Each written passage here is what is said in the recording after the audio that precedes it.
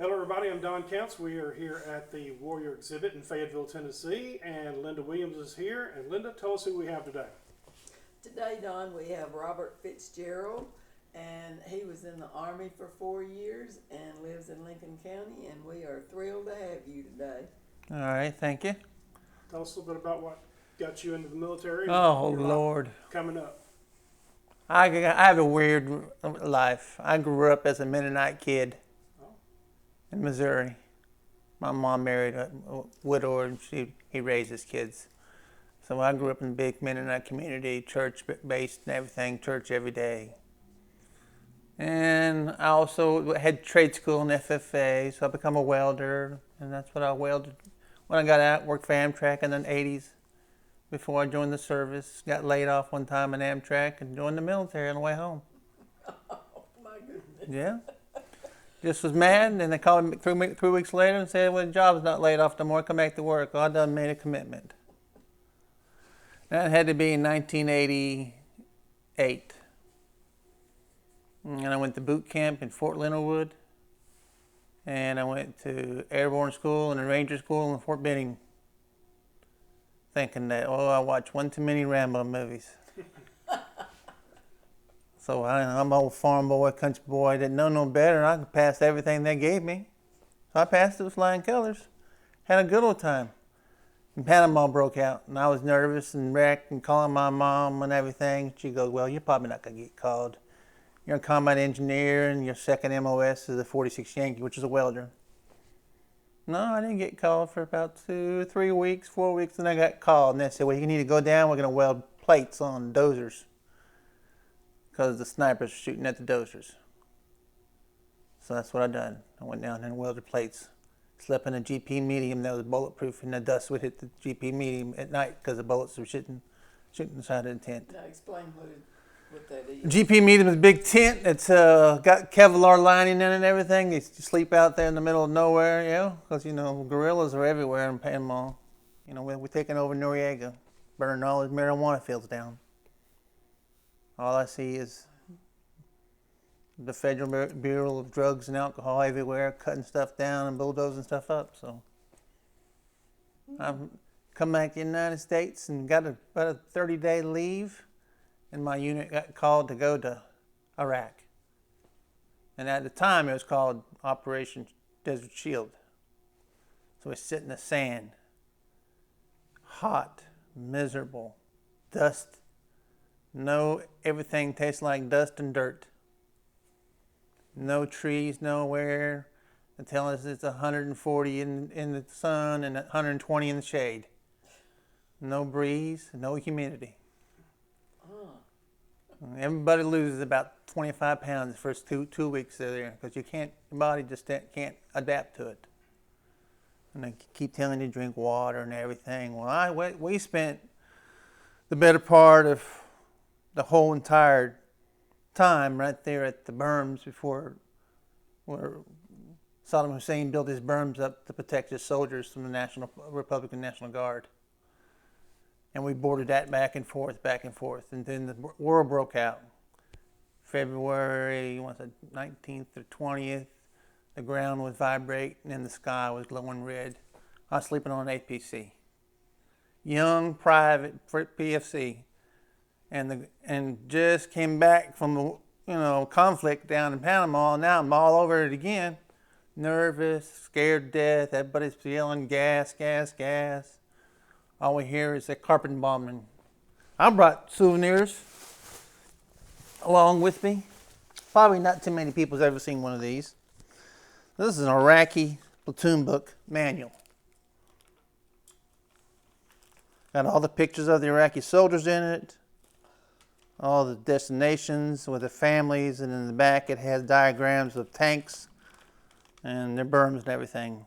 Well, you know what? You're supposed to turn that stuff in. Some of it don't get turned in. I didn't turn it in. I kept it. How did you come by that? During the conflict and everything, the war broke out, and we was ordered forward.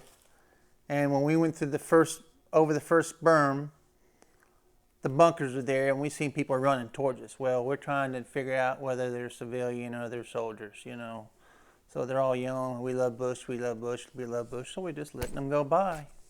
Nobody had no guns, nothing like that. And then we seen some soldiers coming, and they were sickly, malnourished, smelled real bad. Looked like they hadn't took showers in months at a time. And we had to pat them all down, secure them all. Well, some of that stuff was like this is on them and stuff like that. And we found all kind of, had to turn in the guns and weapons, of course.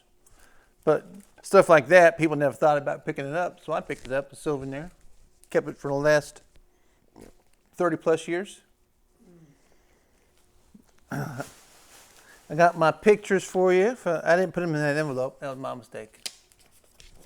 We'll get that later. We'll get that late. At least here's the two pictures. That's my. Okay. That's one from the first part of the war.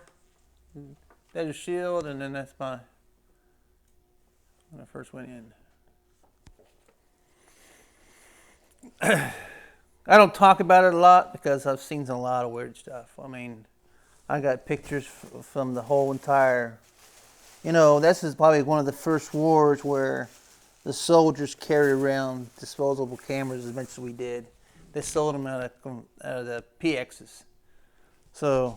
There were PXs of it? Traveling PXs, yeah. You know, like a semi with open doors in the back, and you said what you wanted, and you got it.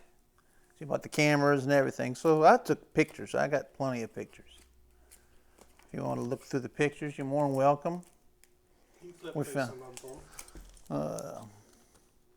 there's explosions when we're blowing up, trying to keep the oil wells from burning us to death. So we're trying to put caps on the oil wells. I worked in an engineer battalion, so we just bulldozed everything that was on fire.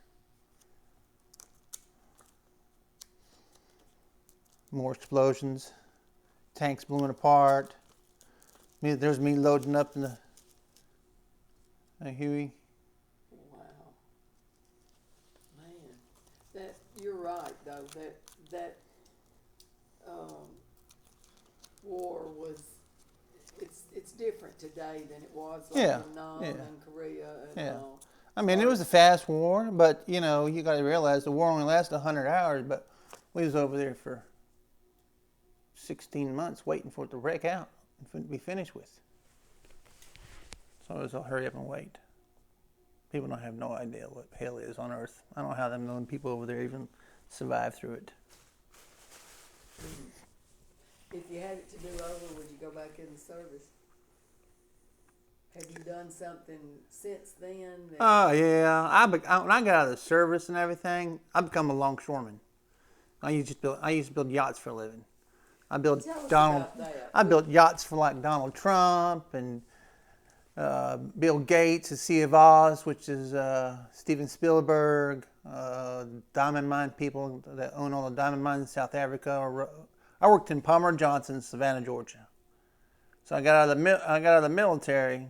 I didn't know no better, and I worked on a few minimum wage jobs trying to figure out what I'd done. And I heard that the Longshoreman Union was hiring for yacht builders, and I applied and got it. So I become a yachtsman. And then they teach you how to become the Lloyd's of London certified, where you take all the classes and everything and be x-rayed. And so I become a yacht builder. I loved it. I built yachts we finished Donald Trump when he was married to Ivana Trump and with her boat. And it was amazing. My wife kids was always wanting to come to the yacht yard. I mean, what's Daddy working on now? Tell us about the walls and the yacht for Ivanka Trump. Oh yeah, some of the walls in some of these yachts are made out of split leather suede walls, pure white. So you can't have fingerprints, shoe prints, or nothing. They make you wear a complete white bodysuit. They don't want no skin, no flakes, or no nothing. And they have Fabergé eggs everywhere, and $200,000 Harley Davidsons with gold plated and leopard seats, and yeah, it's amazing. You don't know how much money is in the world until you work in a yacht yard. I guess that's true. But what have you done since you were? So after I got out working in the yacht yard, which was my favorite job, of course, I got hurt, fell 25 feet, almost died in an accident. Spent 2.5 years in and out of hospitals trying to get recuperated so I can learn how to live again. I told my wife that I wouldn't make it, 3 weeks after that, accident, but God works in mysterious ways. There's always a plan for everybody. You're right. So, and of course, as a longshoreman, I fall under federal guidelines. So it's a big lawsuit. Now, we win the lawsuit because the scaffolding that I climbed up on working on a tugboat broke, and it was OSHA passed. So OSHA passed it 4 hours before I climbed the scaffolding. So with the lawsuit happened, and we decided after we would get money, and then if I was able to, we'd go find someplace to live. And this is 1997. We opened the map up. My family's from Missouri. Her family is from Savannah, Georgia. Try to find someplace in the middle. So she said Tennessee. She likes Tennessee. I said that's fine, whatever. We'll go find a house in Tennessee. And right off the square up here was a little real estate agent. It's up there. Been up there forever. Right on the corner. That's who we bought the house from out there in Flintville. And I've been out there since 97, 98. I helped open up the Toyota plant here in Fayetteville. First salesman ever hired there. I also sold the most Toyotas in Lincoln County and, of course, in Huntsville, Alabama for a few years running. I was number one Toyota salesman around. Got sick, started getting sick and everything. Off and on, maybe in 2011, I was working full-time as a Toyota salesperson. Neuropathy started kicking in, and my injuries from being a paratrooper and rugging a rucksack and everything has caught up with me. When I was in Desert Storm, I also got chemical poisoning, which I got in an isolation tent, and they pumped fresh air into me and gave me, I had some kind of antibiotics and walked around in like spacesuits until I got better, and then released us back to, there's 5 or 6 of us that got released back to the unit. But they said it could have been anything. Because, they gave us anthrax and all that stuff over there to take. So, to counteract the nerve agents. Bromine tablets, I think what they're called, or something like that. They're bad for you. Of course, everything the government gives you is bad. Well, after, I started getting upset and sick and everything as a car salesman. I couldn't start to hardly work, and I was going to a pain clinic because the neuropathy was overtaking my life. And I got hooked on pain pills like everybody else does, because the only thing they throw at you is what? Pain pills. So they finally burnt the nerves out of my legs and everything, and the VA finally comes forth and say, yeah, you got nerve agent problems, so we're going to try to get you compensated. Well, the PAC stuff law just came into effect for us too, so in 2016 I had to retire being a car salesman, which I loved being. So since then I just hang around in Fayetteville, Tennessee, enjoy my retirement. That's good. That's good. That's good. We certainly appreciate you coming today and sharing your story. I got wild stories that I try to keep them kind of, Tell on the us straight. about your paratroopers. And the paratrooper, you go through airborne school. Airborne school is not as hard as everybody thinks it is. I think half people can go through airborne school and pass it. Ranger school is good to get you. No sleep, rugging, nonstop, keeping you up, making you do, torturous things that you think is torturous. It's not. Just making you strong. And that's a good thing. I jumped a few times. And paratrooper school, it's fun. I would tell anybody that joined the service, sign up for paratrooper school. Worst thing to do is you get a little adrenaline rush. Ranger school is a completely different story. I wouldn't tell everybody to do that. I don't know if I'd do that all over again too, but I was young. You know how you are. You're young. You just do whatever you want to do. But it's definitely a physical challenge, that's for sure. I would imagine. I can too. Ooh. Hell Week and all that. There's things that, you see them on TV and everything. And a lot of that stuff's really, accurate. But it's not accurate until you're in it, living it. Somebody's screaming at you 24/7. And you can't get no sleep. Do this. You need to run faster. You need to work as a team. Right. They're teaching you the whole time. They're torturing you. That's right. It ain't torture. It just makes you Yeah. strong when it gets staying and weakens drop out. That's right. So do you recommend kids that stay in time to go in the service? You know, there are so many jobs and everything, and so much out there. It wasn't like that when I went in. I mean, you either had to go be a trade school person or go to college. You know, we don't have all this. Like nowadays, you get 2 years free college and all this. We didn't have all that stuff back then. I don't know. Would I tell anybody? If you like an adventure, that's the way to go. There will never be a dull moment.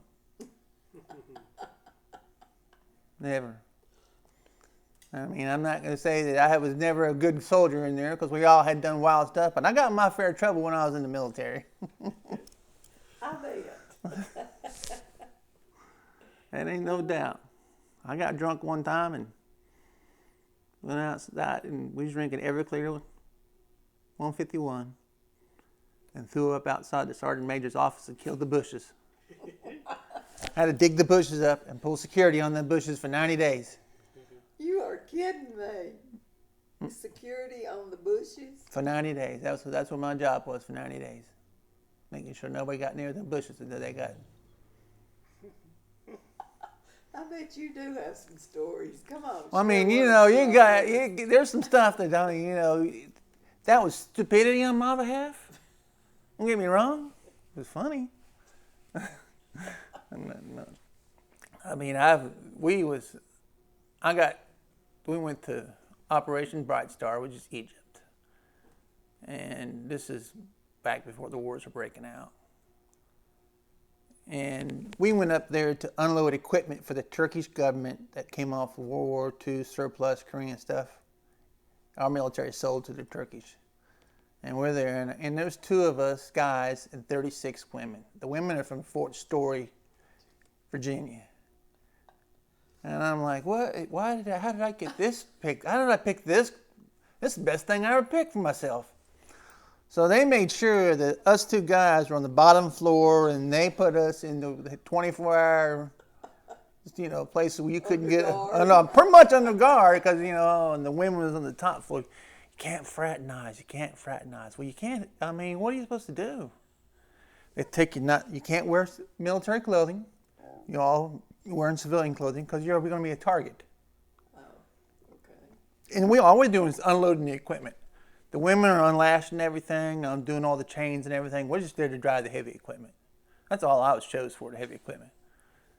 And that was the best 90 days I ever had someplace. Never got in trouble with the women, but boy, I could have been a dozen times. I bet. Yeah, we went to Turkey and drank raki, and we didn't know this, but raki is opium-based liquor. So you mix it with water and stir it up. Well, he's drinking beer, $5 to get you 25 pitchers of beer in Turkey. The money's like, you're like rich over there in Turkey. So we drink this raki, and boy, we're feeling good. And we had this thing, first sergeant come through here, he's screaming and yelling, you digging him, cussing us all out. Well, we don't know no better. This bar's off limits from now on. Y'all drinking opium-based liquor. We was all feeling good. None of us never complained at all.